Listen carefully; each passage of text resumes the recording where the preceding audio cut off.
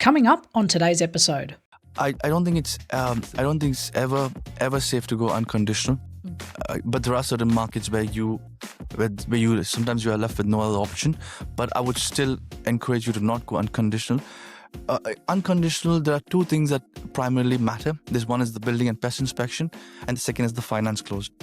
I mean, your finance you could be a little bit sure of because your broker has told you, okay, you can borrow $1 million and you're looking to buy a property at 600. So your finance is quite decent and you're okay with that. But going unconditional and skipping the building and pest is a massive red flag, and I would never suggest you to do that. Yeah. So if the sales agent is pressurizing you for an unconditional offer and you feel and you don't get a right sense for it, yeah, or you don't have the risk appetite for it, that's the right thing actually. Don't do it. There's always another property around the corner, and usually they're better. Dodgy advice and bad decisions can cost you big in real estate. We're here to make sure that doesn't happen. Welcome to the No BS Real Estate Podcast. I'm your host, Joe Agresta, and it's time to take control of your property journey together. Welcome back, everyone, to the No BS Real Estate Podcast, your listening how-to guide to the Aussie finance and real estate market. I'm your host, Joe Agresta. Now, this episode is for anyone feeling overwhelmed by the property process. Maybe you're a first-time buyer who keeps missing out, or someone trying to figure out how to make your first purchase work as a long-term investment. Today's guest is Joshua Punnen, the buyer's advocate behind JPSecure and the creator behind the TikTok channel Josh Talks Property. He's on a mission to turn 100 Aussies into property millionaires, and it all started with just $55,000 and a clear plan. His content breaks down complex strategies into easy, relatable advice, and in this episode, he's showing you how to buy smarter from day one. So, what are we going to learn today? How to map a 2, 5 or 10-year property plan, how to find off-market deals and avoid common traps, and how to stop thinking like a desperate buyer and start thinking like a smart investor. So with all of that in mind, Josh, welcome to the show. Wow, thank you so much for having me, Joe. That was quite a bit of introduction. Yeah, I like to make it nice and lengthy and really give you a wind up. But I have to give you credit because you've built such a good reputation. And when we did the pre-podcast interview, I remember and all our conversations since, I'm like, oh, I just love your channel. I love your content. Wow, thank you. Yeah. Oh, of course, you've done a great job. And I thought, well, our listeners probably need to know that you're around, and let's put you in front of them. Wow. Appreciate it, yeah. Of course. Well, I think like any good, story, we need to get to know you. So let's start with your journey. Because your journey says a lot about what's possible with a plan, and that's why I like it. So it's, we talked about it, and you said you started your own journey with, 55,000, and now you help others build property portfolios. What sparked that mission? Absolutely, Joe. I started my journey with $55,000 in savings. So it was between me and my partner. We saved for almost 2 years, every penny, $55,000 in the bank. And we had multiple options to spend that money on. We could go on a holiday, which we hadn't for years. We could have spent the money on our wedding, which we weren't married then. Or we could have bought a new car, which I was desperately wanting. But I decided that I don't want to spend this money on anything apart from investing. And I wasn't completely sure if real estate was the choice or whether it would be stock market. But my lack of knowledge in the stock market made me pivot towards learning real estate.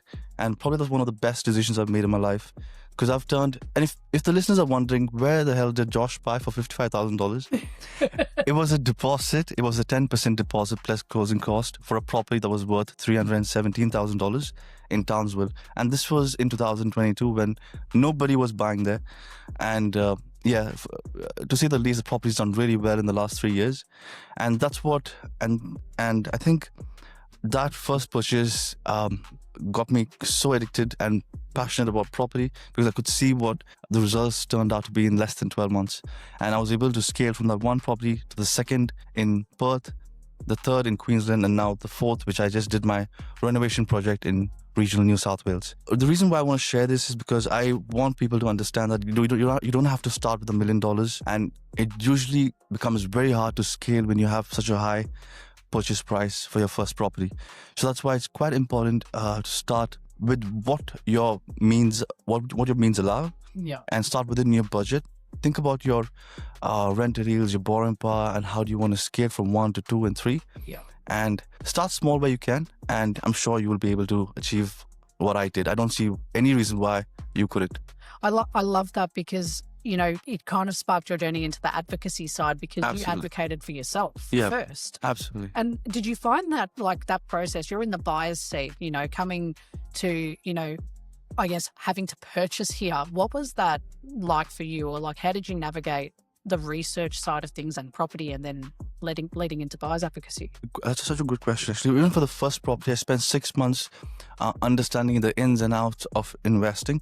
I listened to different podcasts, courses, spoke to multiple mentors who had multiple properties before me, and they were really kind enough to give their time, to be honest, which I wouldn't imagine why, because I was just starting out and I had a million naive questions. It started with that first property within that budget that helped me move towards the second and the third. And what I really like about, what you've said here is there's a mission behind what you do. And Absolutely. I love the tagline, right? You said your goal is to help 100 Aussies become property millionaires.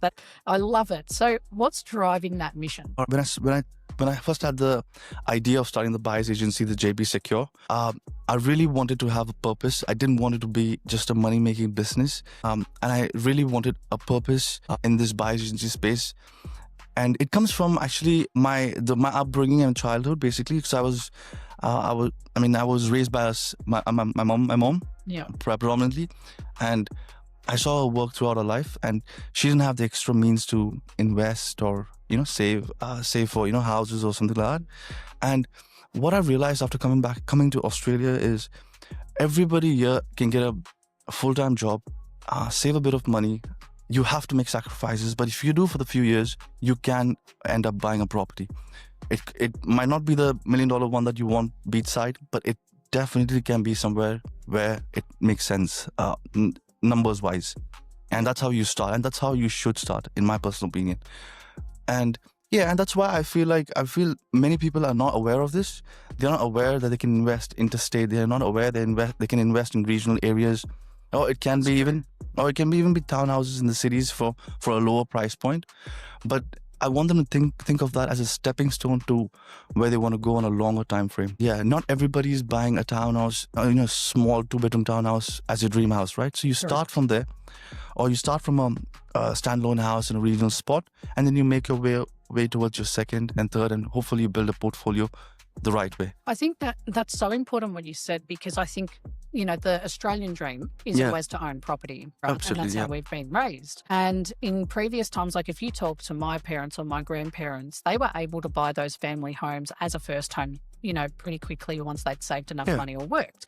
But what I'm finding in this market, that it's very hard for our, even for some of our listeners who write into the show, they ask these questions and they say, I can't afford my first home. How am I ever going to get into the market? Yeah. And it's this concept of exactly what you said. It's a stepping stone home. Yeah. Your first one may not be that traditional family first home like you think it is. It's Absolutely. going to probably be like the way you started out. You had 55,000, I think you said 317,000 Absolutely, yes. for a property in Townsville. Yeah. A lot of people don't know their options, that interstate purchasing is available. Yeah. You don't have to buy in your backyard just because you know it. Yeah. And making property work for you. So that's what I'm excited to unpack with you, because I feel like we're going to talk about this forever. We're going to need a second episode, Josh.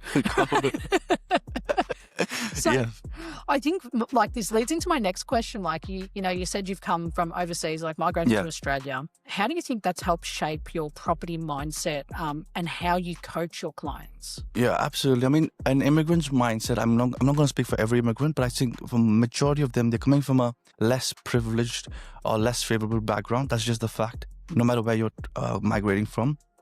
For most cases, so you kind of subconsciously see the struggles that you, in your environment. So when you come to a land like Australia, I feel like there's immense opportunities for people who are here to work hard and make things happen for themselves. And with that being said, when I came here, I felt like once I got my job, once my wife got her job, we could save a bit of money and make things happen. Yeah. And that's when I felt like, okay, this is the time to take action. And it comes with risks, of course, but this is where there's an opportunity here for me to make things happen. And I think that's the immigrant mindset. And I want every listener, Aussie or immigrant or whatever, to have that sense of the ability to sacrifice. It doesn't have to be for years and decades, but just maybe 1 or 2 years you sacrifice, you save that all your save, all your money you can save, and you can put towards that wealth, that next asset. Yeah, you can put towards that asset that helps you, that takes care of. Your mum, you mentioned earlier, like raised you, and you saw how hard she worked and made sacrifice. And absolutely, yeah. I think that, she sounds like an amazing person, and she's obviously given you that motivation to, do what you've done, what you've been able to do here, especially for you and your wife. And now you guys can actually see your portfolios grow and have that security. Yeah. I think, let's dive in, because I want to talk strategy. So planning and strategy are very important, because I think chasing deals all the time, like without direction, is one of the biggest mistakes that people make. Like, this is where overpayments happen. This is where emotional buying happens. And then you kind of get caught into the overwhelm, and some people completely go off the market. Yeah. So walk us through how you build, like with your clients, a 2, 5, and 10-year strategy. And where do you start? Yeah, absolutely. I mean, the best way to start is to start from a 10-year plan, but I have to emphasize that the 10-year plans are vague. It's very vague because no one knows what happens 10 years from now, right? It's impossible. So that's why I have this 2 and a 5-year plan, because we can at least map out what your immediate years look like and how we can plan that or strategize that in your investment purchasing journey. So it varies very heavily on individuals. There are certain people, there are certain clients that come that already own a home. They want to pull out equity and buy the investment. And then there are some people like myself who starts rent vesting, which is renting where I want to live, and then they invest where numbers make sense. And then there are others who already own a couple of investments and they want to buy their 3rd or their 4th or 5th. So different people have different approaches. And what we're trying to do is we're trying to understand in the current situation, in the current financial situation, how much can they borrow? And if their goal is to get to 3 properties, how do we work? How do we buy what does our first property need to look like in order to achieve the third or the 4th property? So we work our way backwards.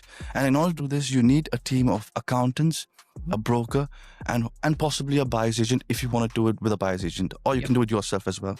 So the reason why you need an accountant is because mainly for structures, because you can easily buy 1 or 2 properties into your personal name, but if you want to scale to 6, 7 properties, you need structures in place.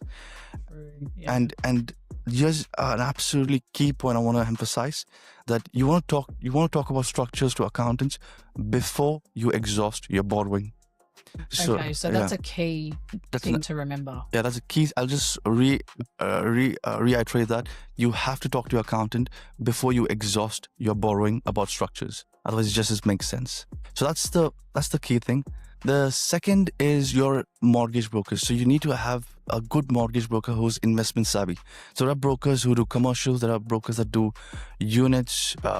And there are different type of brokers in the industry. So you want to work with somebody who has helped clients build portfolios. Why? Because they can guide you on how the lending works within the industry and how you can actually map out a lending strategy based on your financials to get to your 2nd and 3rd and possibly more in the future.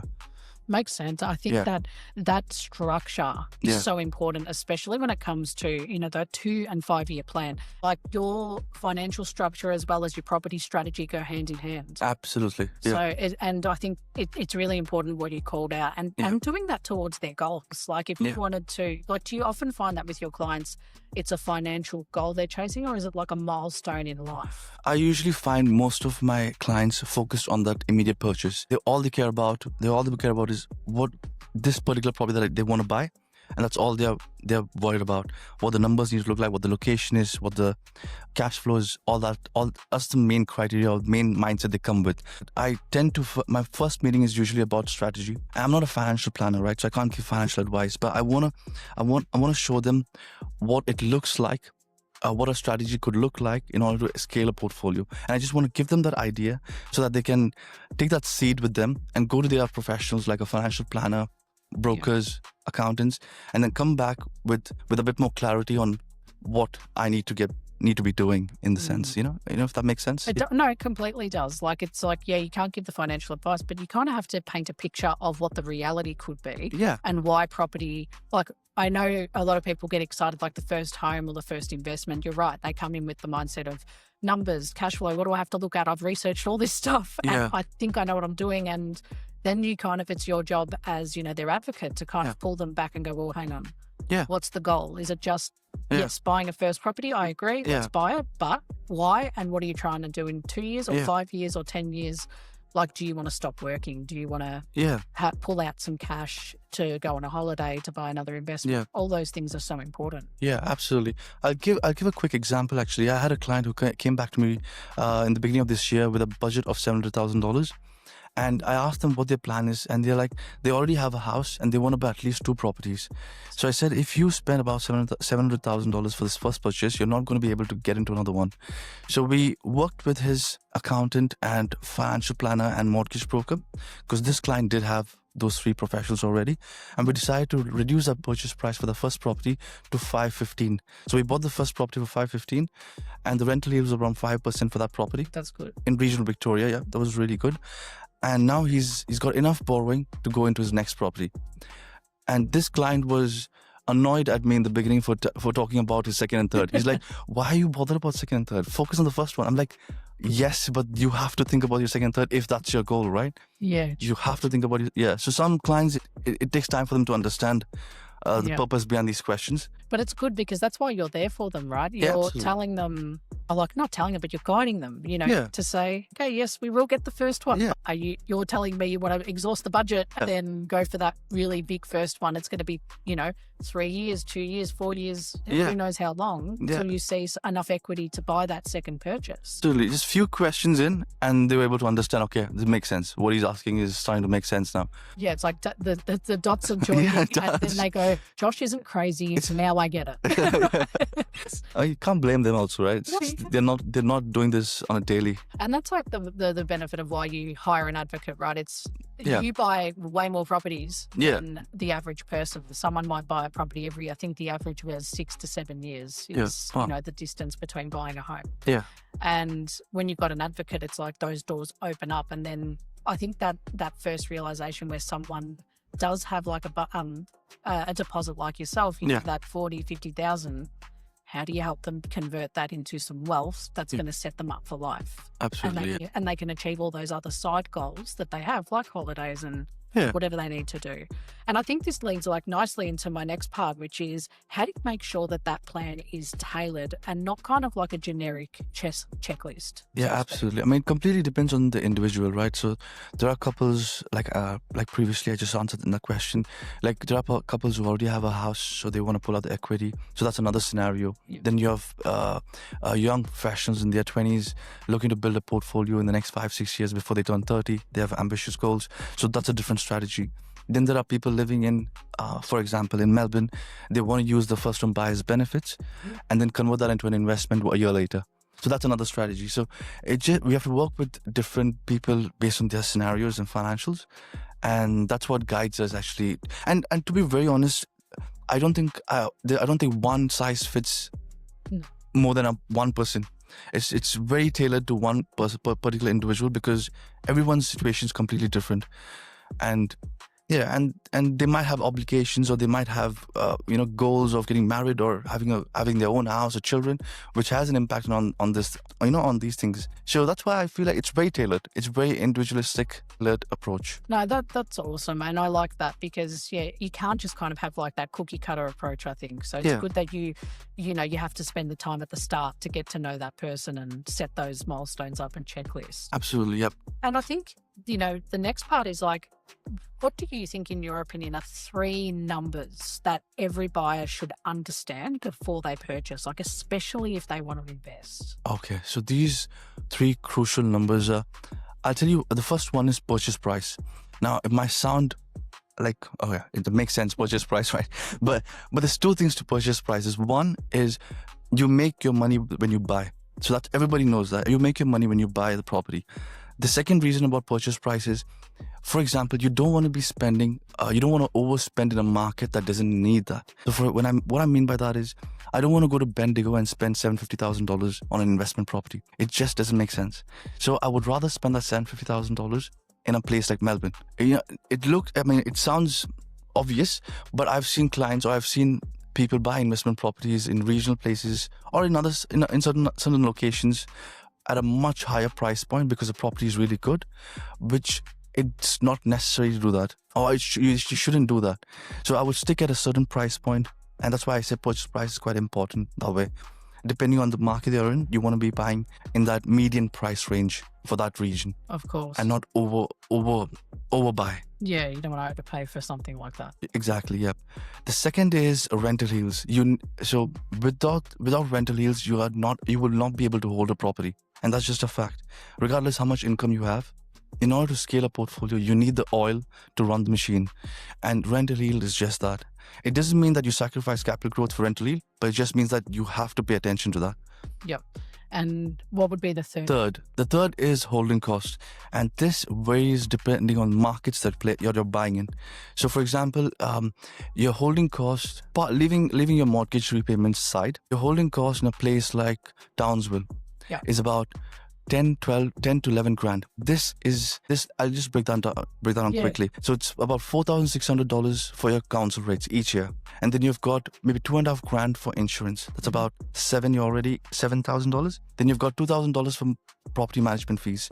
And then I've kept $1 grand for maintenance. You're almost in for $11,000 in holding cost without even including the interest payments. So, and this 11 grand will be there as long as you hold this property, even if you pay down the entire loan. And when you look at a property, for example, in Melbourne or Bendigo, or your holding cost is roughly around $6,000 to $7,000 because your council rates are just $2 grand, 1.6 actually, and then you've got insurance at 1.6. Your property management, let's say it's $2 grand a year, and then you've got maintenance about 1,000. So you're coming up to like 6, 7 max. So that's a difference. It's a $4 grand difference per year in your cash flow. So once you pay off the houses off. So you want to have that in as part of your equation and calculate those numbers even before you actually buy the property. Yeah, you need to kind of like have a full picture. Yeah, as clear as it can get with the numbers.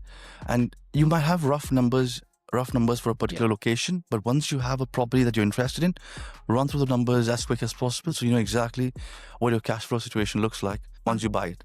I think that I haven't heard someone break it down so easily before. So I really think like take note, guys, tuning in today. That's a really important thing to note. You know, the holding cost is actually crucial because I think a lot of people think about all the numbers to get the property, but then when it's a real property that you own, like you said, you've got those costs until you're not holding the property anymore. Yeah. That's not going to change. Exactly. That's never going to change. You have to plan ahead and make sure that you're comfortable with that level of maintenance. Absolutely. And that's behind the rental yields numbers as well. So if you're getting 6% in Townsville and you're getting 5% in Bendigo for that fact, that 5%, 6% is exactly the same because you're just paying higher there. With your holding costs. It makes sense. And there's the same case with capital cities as well. Oh, true. Yeah. Yeah, with Perth and Brisbane and Melbourne, those numbers you just have to work out those numbers before you. It's like those three things. Like almost have like a mental checklist or even write it down. Yeah. And make sure that every property you're like, I guess you would do this at the stage like when you're trying to find those properties online, maybe, or using whatever tools, or if you've got an advocate there finding those resources for you. Yeah. You're looking at those three numbers in the back of your mind and validating. Without a doubt. Even more detailed, actually. When we get to exactly the percentages of property management fees, exact numbers with council rates, as close as we can get. Yeah, so make it realistic. And I guess like the next step, let's talk execution. So finding the right property in the right place, because as you know, sometimes you can find, the greatest house in the worst suburb that doesn't perform. You talk a lot about off-market deals being something that, is a way into market for customers. How do you find them and why do they matter so much for everyday buyers? Absolutely. I mean, I don't want to advertise off-markets as the best way to get properties, to be honest, because most of the off-markets that I come across are crap, to be honest. So you have to pick and choose. So you have to be good at your due diligence part of things in order to make sense. But with that being said, there's a massive advantage in buying off market because you're not competing with a lot of buyers. Like when a sales agent puts the market online for a marketing campaign, they're looking at having at least 4 to 5 open homes. So you have got the entire world looking at the property, investors, home buyers, first home buyers, downsizers, everybody. So you will compete. You will end up competing and you will compete to the top.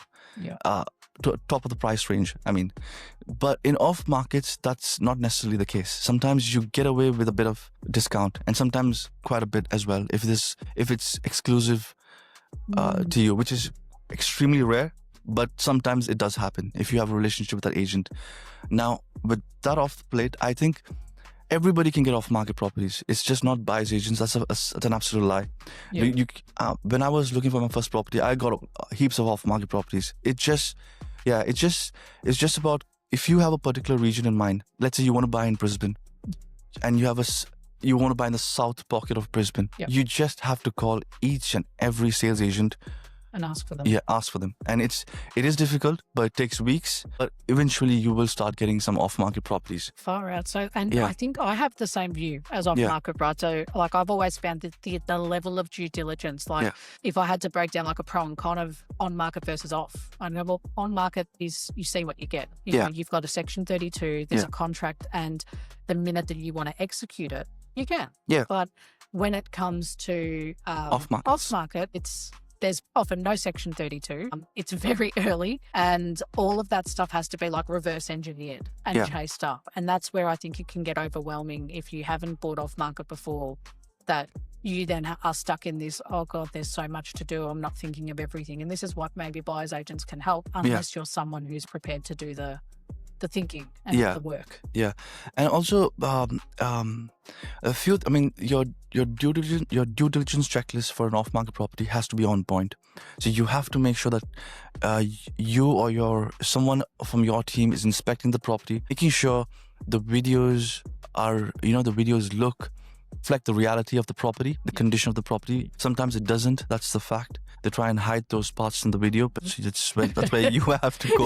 It's like when you see those listings online and you only see the Google Street View, and I'm like, holy crap, what's wrong with the house? Everything. That's everything. That's why they only have got the Google View. But so So your due diligence has to be on point with that. And you can even with off-market properties, you can always put conditions in. So I've got always conditions in. I always mention that, listen, I want to put an offer on the property, but I haven't seen the Section 32. So this offer is conditional on that. I want to see the Section 32. I want to inspect the property. But also I'm aware that the market is hot. So if I keep waiting for all of these things, it's gone. Yeah. And that's what exactly happened yesterday with a property. Oh, damn. And I wanted one of my team members to inspect the property. This was in far north Queensland. Before today morning, I was supposed to have the agent go into the property, and last night I got a call saying the property's gone. And this was, I think, less than 48 hours. That's hard, Yes. That's the hard part of this job. That's the hard part of this job. Yes, it is. But as an individual who's buying their first property, once you've locked in on a particular location, you exactly know what's the price point certain properties come at. Yeah. And what to look for. Is there a flood in that area? So that's the first thing that you would want to look for. If it's Ipswich, you want to look at the soil, the soil quality and the build quality, whatever that may be that is important to you. Yeah. And it's like looking at those things. Yeah. Once you've found that like location, which you talk about, I think this is like the best next question here is like, how do you use suburb level data to guide buyers on these locations? Like, how do we pick them? Absolutely. So what we do is basically we're doing economics 101. We look at the demand and supply, and we're seeing where is demand skewed towards. We want to see places where there's a strong demand growing. And I'll tell you why that happens. And on the side, we're looking at places where the supply is extremely tight. So all these locations that you're looking at where the markets have been incredibly strong, like Brisbane, Perth, Adelaide for that fact. And now you've got Melbourne slowly coming to the market. And then you've got regional spots as well. All these places have immense shortage of houses.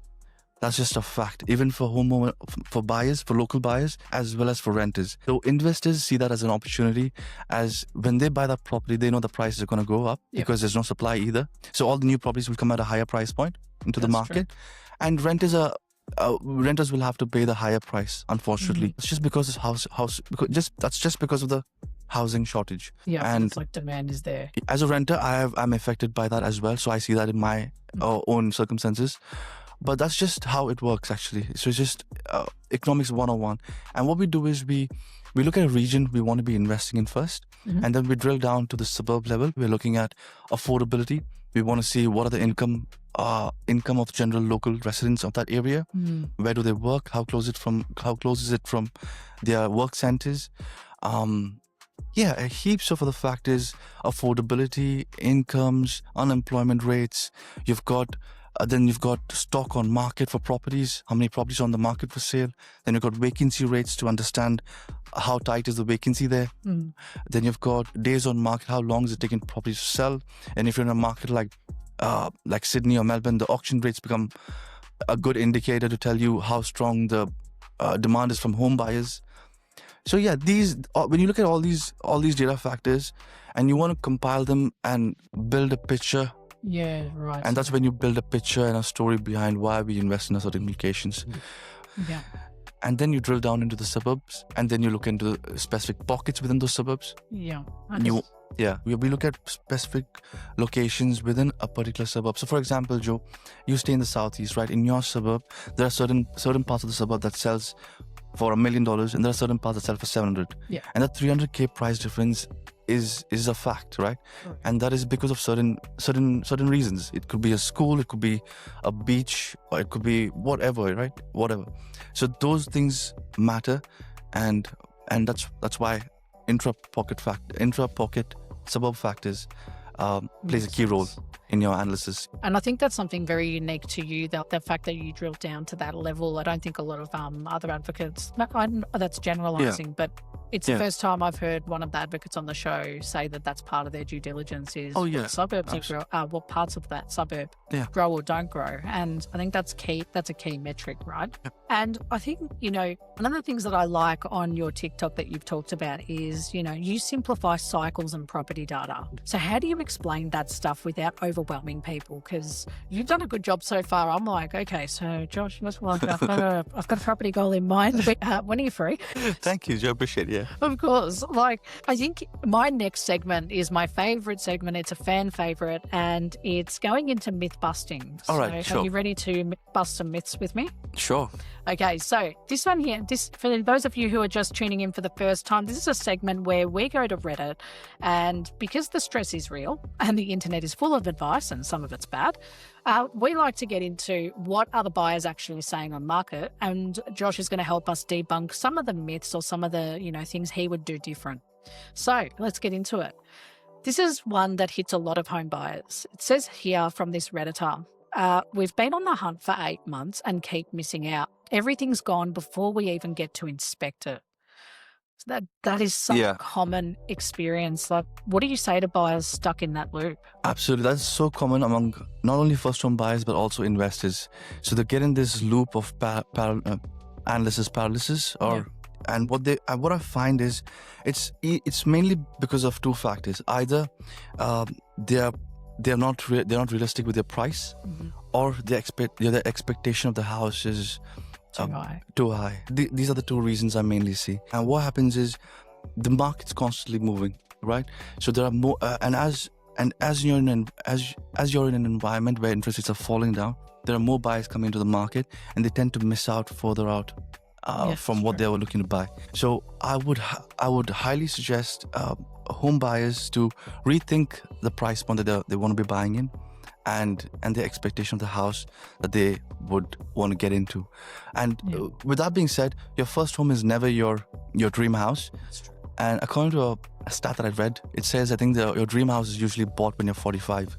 Wow. But that's accurate though, because your life's more like you've progressed further in your life. Like maybe in your late 20s or early 30s, you're maybe two people in a relationship, or you're a single person in by yourself. Yeah. But then at 45, your life's very different. Like absolutely. And you've had kids or not, or partners, it's all different. Absolutely. And you peak in your professional career as well in your 40s. Yeah. And you earn the highest. So that's when I think your dream house is.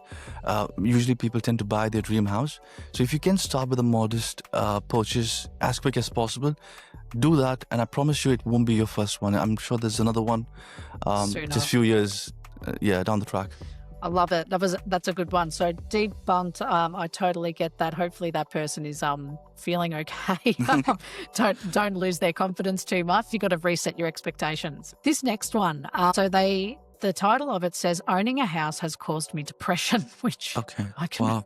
It's very It's awful, but it's so true. normal, you know, for a lot of people. Yeah. What this one said was, you know, this person goes, we bought our first home. Within 6 months, we had to replace the kitchen, bathroom, and all the plumbing. $120,000 in the first year. Mortgage went from $3,600 to $5,100 in a month. How do you help buyers? Like, and I think we've covered this a lot, but how do you help buyers avoid big regrets like this? You know, like, what kind of research or prep is going to protect this person like that they could have done before they got here? Yeah, I mean, $20,000 in repairs is crazy. Will hurt anybody. That's a massive blow. But I think just to put a blanket statement, I think nobody should buy a property without doing a building and pest inspection, even if it is auctions. In auctions, it goes unconditional, right? So if you're really interested in that property and you feel like your price point will actually buy that property, then spend that $700. Get a building and pest done 2 days, 3 days, or a week before, and see what the report says. Because sometimes, even when I inspect properties for clients, I can't see everything. I can't see there's a leak in the roof, or there's no sarking, or there's the subfloor, timbers are rotting. I can see the house looks nice. It's got a painting here, and the gas is working and stuff like that. Water's coming through the pipes, taps, but I can't see what's beneath, the surface level, right? And that's where I can't emphasize strong enough to get a building and pest inspection done, and get it done from somebody who is reputable and maybe recommended to you by others, where they actually put an effort to look into every nook and corner of the house. Unfortunately, not everybody does that. So it's a good point, right? Because you've got this person $700 versus $120,000. It's a no-brainer, even though at the time, I know you've saved for like a deposit. Yeah. Some people are kind of go, oh, I don't want to pay this. What if I don't win the property? It's like, okay, but what if you do? Yeah, absolutely. Then you can't do anything at auction. Absolutely. I mean, in private sales, you can always put in that clause. You're almost surely safe in that situation. It's only in the auctions where you risk losing that money because it could go over your budget while bidding. So that's where you have to take that with a pinch of salt, that you could lose that $700 getting the report. Yeah. Makes sense. And I like this next one is, I actually don't mind this one. It's interesting, right? And I think this is very common. They write, I keep undervaluing homes. I'm getting frustrated. It says, I always think a home is worth $680,000 and then it sells for $780,000. I keep undervaluing and it's getting frustrating. Why does this happen, do you think? And how do you help your clients get a better sense of the real market value? Because I think that's quite common. Yeah, this is very common I think this is a struggle that all first-home buyers have. So I think the best approach would be, if you have a few suburbs in mind that you want to be buying your first house in, just go to a few auctions even before you decide that you want to buy it, because that gives you a sense of how much demand there is, how many people are actually at the open home, how many people are actually bidding for auction on that particular property in your suburb that you're interested in. This gives you an idea, and you can even look back at what the price guide was initially advertised and what it sold for. That's one way to do it, and that's actually that should be done if you're going to be competing in an auction market. That's one way to do it. The second way is you just go to a realestate.com or domain.com. Just go to the sold section. Look at the configuration of houses. Like if you're buying a 3-bedroom, 2-bath, 2-car garage, standard configuration house on certain land size, look at what the property sold in that area in the last 6 months, and keep it as closest to the area where you want to buy. Yes, it's like that same pocket, like you said, very tight to the street, like 2 kilometers. Absolutely, and that's what buyers agents do as well. I mean, and that's what sales agents do as well. So they look at those last six months of sold properties, and they possibly come up with probably 7 to 10 comparables, and they look at where should I price this property, or what price should I pay for this particular property. Yeah, and that's going to give you a really strong sense. Rather than assuming 680s what it's going to go for and it goes 100K more. Yeah, Let's absolutely. do the research. I mean, so many people are complaining about price guides being just like whack, because it's either going super high above it or so I wouldn't even rely on the price guide, to be honest. Just look at what the properties have been selling for, and you'll be at a much more realistic price range. That makes sense. I think that's solid advice. This one's interesting and also not uncommon, which is quite sad. It says here, the agent is pressuring me to go unconditional. Now, and it says, is that normal is the question. What do you say, or when is it safe to go unconditional, and how do you protect clients when agents apply that pressure? I don't think it's ever safe to go unconditional, but there are certain markets where you sometimes you are left with no other option. But I would still encourage you to not go unconditional. Unconditional, there are two things that primarily matter. This one is the building and pest inspection, and the second is the finance clause. I mean, your finance you could be a little bit sure of because your broker has told you, okay, you can borrow $1 million and you're looking to buy a property at 600. So your finance is quite decent and you're okay with that. But going unconditional and skipping the building and pest is a massive red flag, and I would never suggest you to do that. Yeah. So if the sales agent is pressurizing you for an unconditional offer and you feel and you don't get a right sense for it, yeah, or you don't have the risk appetite for it, that's the right thing actually. Don't do it. There's always another property around the corner, and usually they're better. That's true, and they're better to be safer than sorry than put yourself in a scary position. Yeah, like the other person who lost $120,000. Oh, that's you true. You would be better off not buying the property altogether. Yeah, and it's like that due diligence, and then that risk appetite, like you said. Yeah. You've got to know what you're willing to put up and what you're not going to put up with. Absolutely. And you've shared, we've talked about some of your client wins, but I think one thing I want to ask is, can you share a story of, one of your clients, I guess, like a first-time buyer or even a first-time investor, used a clear plan like what you've gone through and what we talked about today, and ended up in a much stronger position? Yeah, absolutely. We're still working through that client's actually, the journey. Looks like a 2-year journey for me with this client. And we're in the midst of it. So he's got a borrowing about $1.8 million. He works in FIFO. She's got a very high income earner, and he's super young. He's only 24 or 25. Yeah. Good on him. Yeah, good on him, exactly. So, and he's already got the mindset of investing and building a portfolio. So we bought his first property in Queensland, and now we're looking to and he's got about $150,000 in savings. So we used half of it for his first deposit for his first property. The second will go towards his second purchase in another state. And we could, in 12 months' time, once he's done with the second purchase, he can pull out the equity from his first property to buy his third, while he continues to save aggressively. And that's what he said. He wants to save as aggressive as possible. So we could look at almost 4 properties in the next 12 to 14 months. I mean, he's got the borrowing, he's got the incomes, he's got the mindset of wanting to save aggressively and wanting to do this. And it takes a level of commitment over a period of time to make this happen. And yeah. I think you said something really key there, and that's why I wanted to stop you. But, the mindset is a big shift, I think, that a lot of people probably don't realize when they're investing. What's one mindset shift that, you've seen that changes everything for your clients? So, when you get a client that comes in with a certain kind of attitude or like direction, but then you see them kind of change and open that up. What's that mindset shift that you've seen work? Yeah, I usually only work with investors. Yeah. So an investor mindset that I try and expose them to a mindset shift is usually they come with the mindset that they want to buy an investment property that looks exactly like their house. So they want to buy an investment that's exactly where they would want to live in. Like the floor plan needs to look a certain way. The house needs to have a certain facade. The backyard needs to be groomed. So I sometimes tell them this is a good thing for your own house, but for investment, it's more, you need to be more cautious of the numbers than what the property exactly looks like. Yeah. And I think that's one mindset shift that investors will benefit from, actually.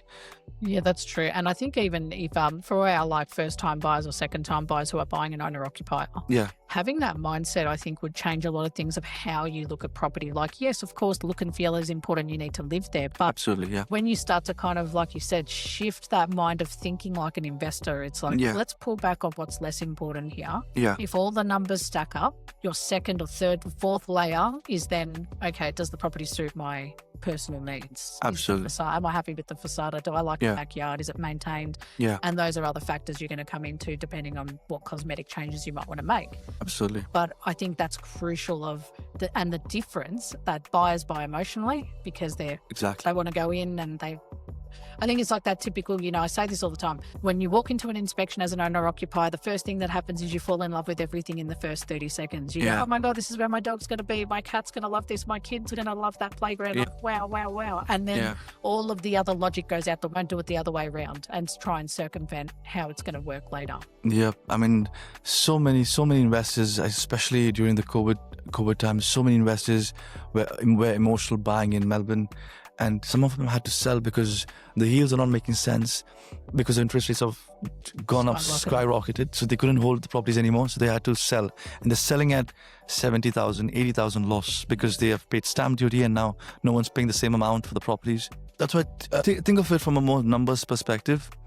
And if you can keep your emotions aside, it's difficult, it's a house in the end of the day, but if you can keep your emotions aside, keep it aside and focus more on the numbers, and you'll do very well, I think. Yeah. I love that.